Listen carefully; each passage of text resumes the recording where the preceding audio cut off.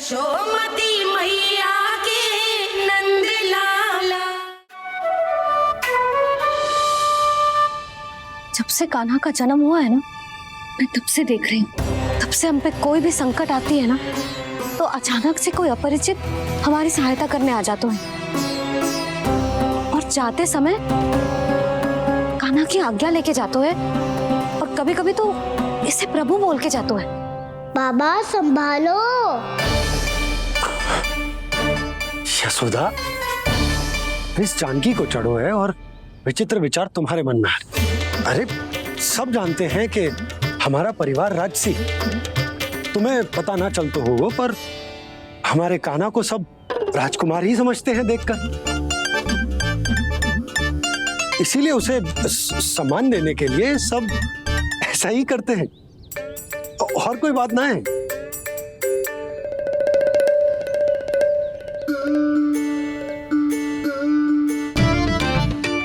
अब जे मेरे लल्ला को ऐसे क्यों घूर रहे हैं? बुरी दृष्टि लगाएंगे क्या? वैद्यराज जी, आपके सहायक तो गए, अब आप यहाँ क्यों? वो क्या है ना, मैं अपने रोगी का निरीक्षण करके पूरी तरह से संतुष्ट होकर ही जाता हूँ।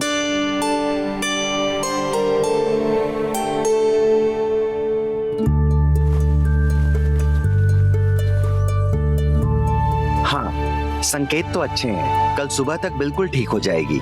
धन्यवाद वैद्य जी।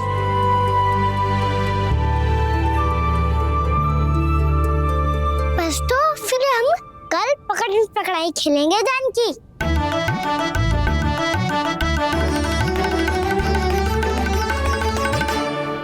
भानु, बंसी, जाकर उस क्षेत्र के चारों ओर बाड़ बनवा दो और वहां सूचना पट्ट भी लगा देना, ताकि जानकी के साथ जो हुआ है वो किसी और के साथ ना हो। शीघ्र जाओ। जी ठीक है।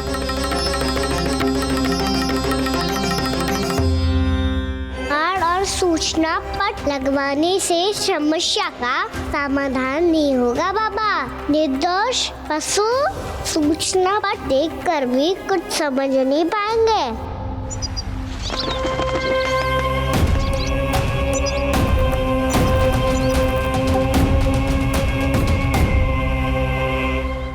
तो तुम्हारे कहने का अर्थ यह है कि व्योमासुर मारा जा चुका है और वो बालक अब भी जीवित है। हाँ महाराज, मैंने गोप बालकों को कहते सुना था कि कृष्ण ने छलिया को मोक्ष दे दिया है, पर वृंदावन सुरक्षित नहीं है महाराज। वो एक बहुत बड़ी समस्या से जूझ रहे हैं। कैसी समस्या? गांव के निकट क्षेत्र में किसी विषैले सर्प का निवास है। उसके विष का प्रभाव इतना भयानक है महाराज, जैसे विष ना हो, स्वयं हलाहल हो। मेरी कोई भी औषधि रोगी का उपचार नहीं कर पा रही थी। निकट के क्षेत्र में कहाँ है वो सर्प? गोप मानते हैं कि वो सर्प गांव के निकट यमुना नदी के जल में रहता है। मुझे तो लगता है महाराज, ये कालिया नाग की कथा कोई किंवदंती या लोक श्रुति नहीं, एक सच्चाई है, एक विषैली सच्चाई।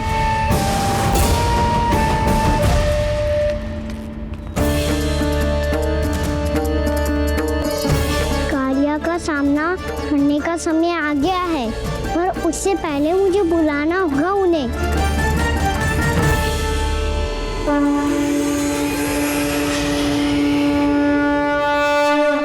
संसार के दारुण भय का नाश करने वाले, सभी कष्टों का हरण करने वाले, विश्व का समस्त ऐश्वर्य प्रदान करने वाले, कमल जैसे लोचन, मुख और चरणों वाले आजानुभुज श्री राम को मैं बार बार नमस्कार करता हूँ। आपदामपहर्तारं दातारं सर्व संपदाम लोकाभिरामं श्री रामं भूयो भूयो नमाम्यहम्। कागभूसोंडी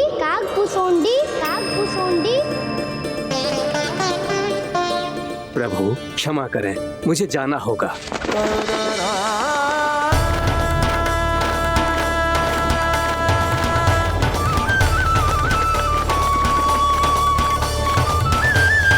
प्रणाम प्रभु। अनेक बार मैं आपके दर्शनों के लिए आया प्रभु। कभी नंद भवन के झरोखों से आपके दर्शन करके चला जाता था, तो कभी दूर किसी वृक्ष की आड़ से आपको निहार लिया करता था। आज आपने स्वयं मुझे बुलाकर धन्य कर दिया प्रभु।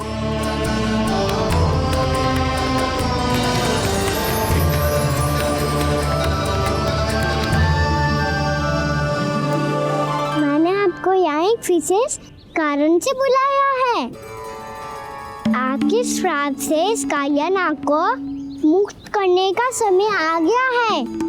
ये तो बहुत ही उत्तम समाचार है प्रभु। इतने वर्ष बीत गए, मुझे आज भी स्मरण है वो दिन जब मैंने उन्हें श्राप दिया था।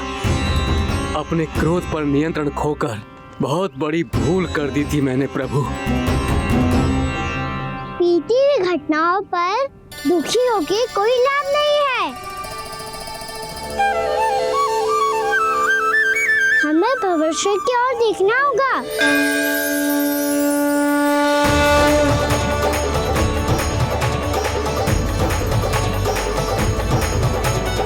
आदेश कीजिए प्रभु, क्या आज्ञा है आपकी? जब मैं कालिया नाग का सामना करने जाऊं, तो आप यहीं रहेगा। आपको अपने आप पता चल जाएगा कि कब क्या करना है। और हाँ, लौटते जाते समय नारद मुनि से कहिएगा, वो आकर मुझसे भेंट करे। अवश्य प्रभु, प्रणाम। क्या इसने सच्ची में देवर्षि नारद को बुलाया है? नारायण नारायण, आपको संदेश भेजने की आवश्यकता नहीं थी। आप स्मरण करते और मैं चला आता। तुम्हारा कल्याण हो नारद।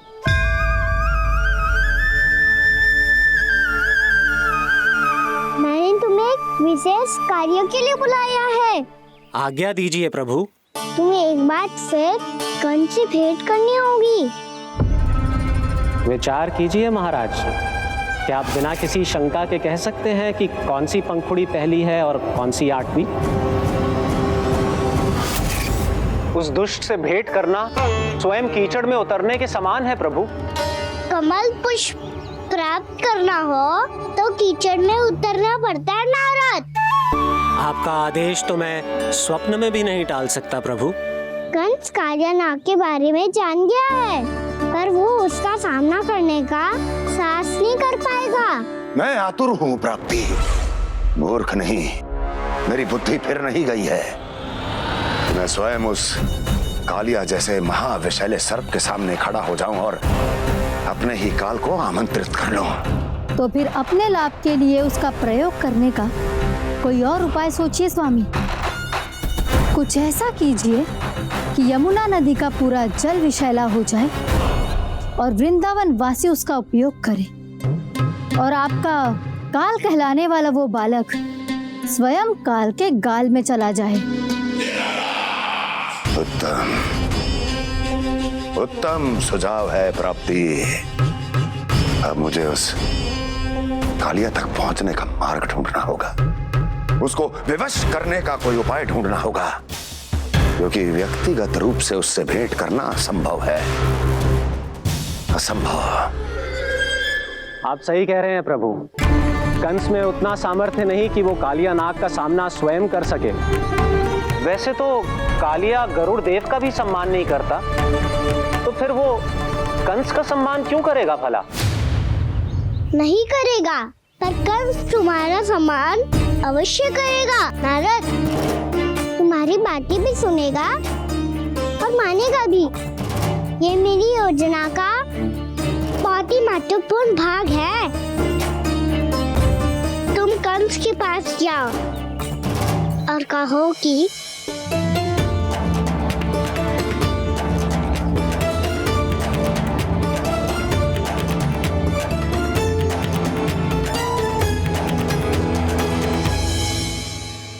संतान अपने माता पिता को तीर्थ का सौभाग्य दिलाती, और मेरा लल्ला कितना महान कि उसने हमारे घर को ही तीर्थ बना दिया। ऐसा तीर्थ जहां मेरी आंखों के सामने भक्त भगवान का मिलन हो रो है। जो आज्ञा प्रभु।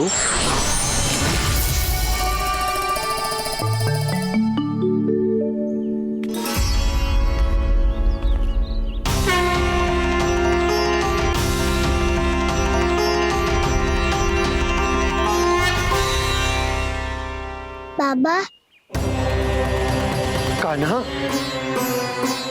ये सब क्या चल रहा है? पहले काग भुसुंडी जी और फिर जे नारद जी। क्या योजना बना रहे हो तुम? कान्हा, बताना लल्ला, क्या सोच रहे तू? कान्हा देख, अगर तुझे अपने बाबा को ना बताना हो ना, तो अपने भक्त को बता दे। क्या सोच रहे हो लल्ला? क्या करने वाले हो आप?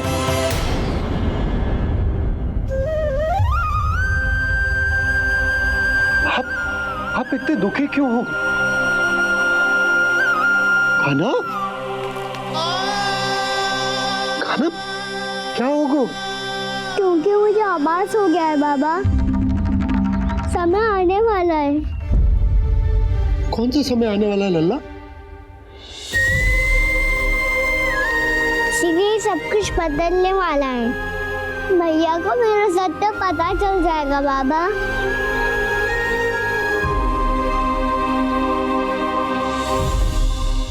पर लल्ला, इसका काग भुसुंडी और कालिया नाग से क्या संबंध है? ऐसा क्या हुआ था और क्या होने वाला है?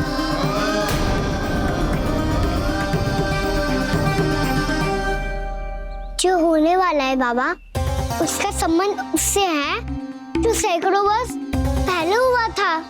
महर्षि भृगु के एक वंशज थे वेद शिरोमणि, जो विंध्याचल की पहाड़ियों में साधना कर रहे थे।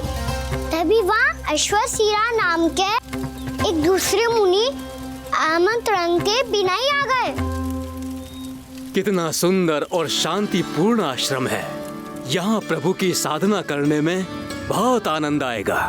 शीघ्र ही अश्वशिरा मुनि उपस्थिति के कारण होने वाले व्यवधान से बाध्य होकर वेद शिरा मुनि ने अपनी आंखें खोली।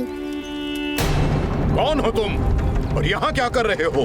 आपके आश्रम में बहुत शांति है मुनिवर। साधना करने के लिए बहुत ही उत्तम स्थान है ये।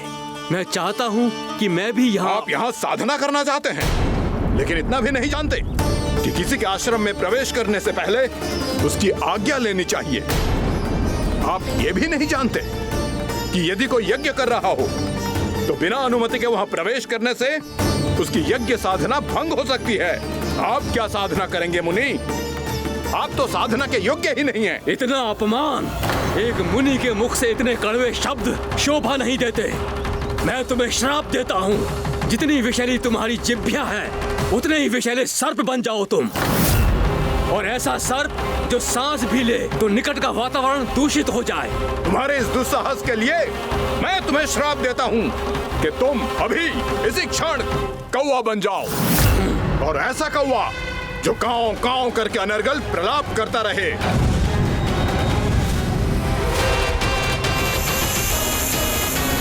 ये मैंने क्या किया? ये मैंने क्या किया?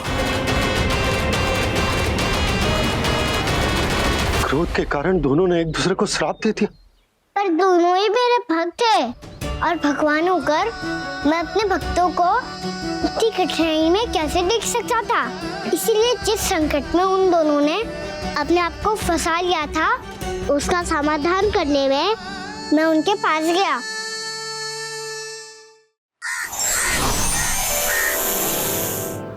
देखिए ना प्रभु, ये क्या हो गया हमसे। हमारी रक्षा कीजिए प्रभु, मार्ग दिखाइए हमें।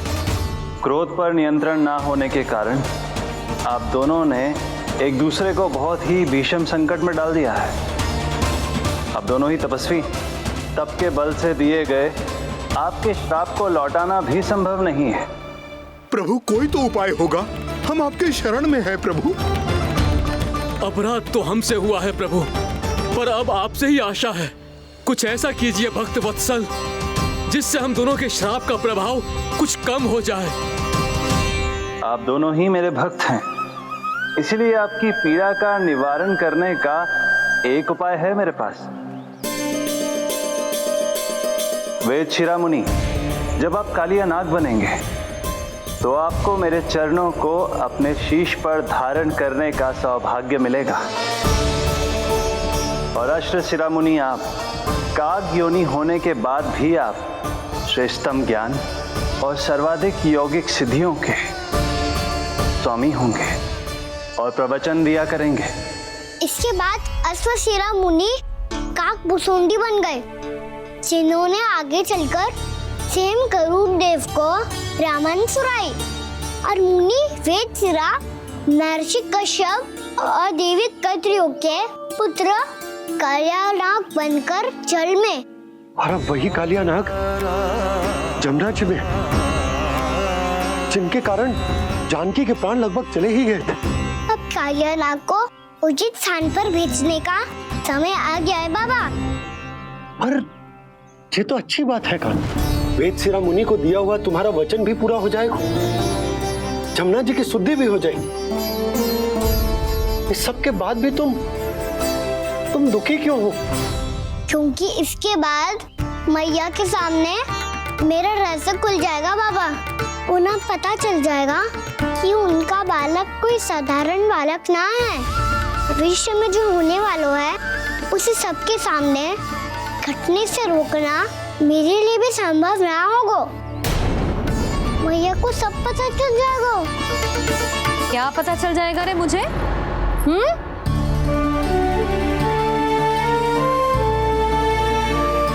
यही कि सबसे अधिक प्रेम मैं आपसे ही करता हूँ। अब बस भी कर, चलो भोजन के लिए बुलाने आई थी तुम दोनों को। भूखा थोड़े ना रहने दूंगी अपने लल्ला को, मेरा लल्ला दुर्बल हो जाएगा ना। आप खिलाओगे तो ही खाऊंगा। हाँ ठीक है, मैं ही खिलाऊंगी। अब चल, आओ जी चल।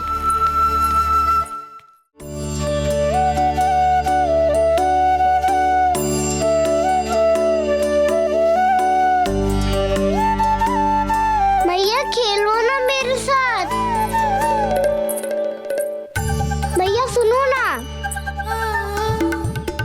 मेरी बात ना मानोगी? अभी बहुत कार्य पड़े लल्ला, देख जानकी को औषधि भी देने जानो है ना। औषधि मैं दे दूंगा, फिर तो खेलोगी ना आप मेरे साथ। पिछले कुछ दिनों से अपनी मैया का अधिक से अधिक प्रेम पाने का प्रयास करो है कान्हा। इसका तो एक ही अर्थ हो सकता कि कछु बहुत बड़ो होने वालों है। कान्हा रुक जा लल्ला। कान्हा क्यों तंग कर रहे हो? मैया को पहन लेना। कान्हा, कान्हा, ये क्या करो तूने?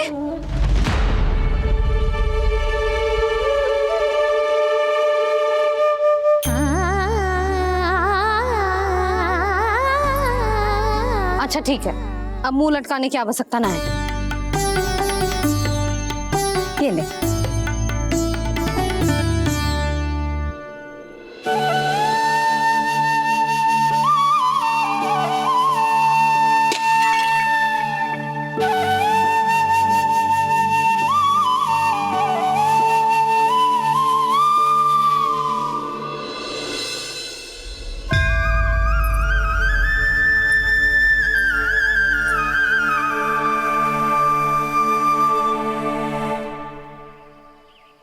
तंग करे मैया को खिजाए, खेले रूठे मनाए, लीला अनोखी करके शरारत, कान्हा दंड भी पाए।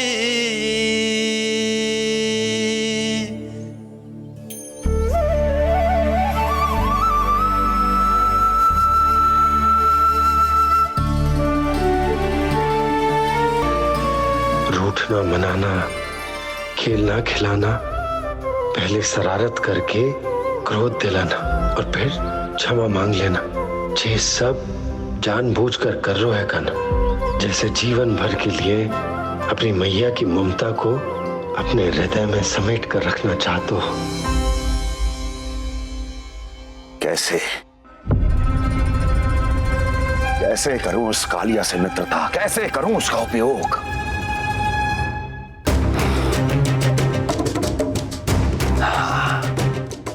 उस पर आक्रमण कर देता हूं और उसे किसी ना किसी तरह से यह विश्वास दिला देता हूं कि यह आक्रमण उस विष्णु अवतार ने किया है।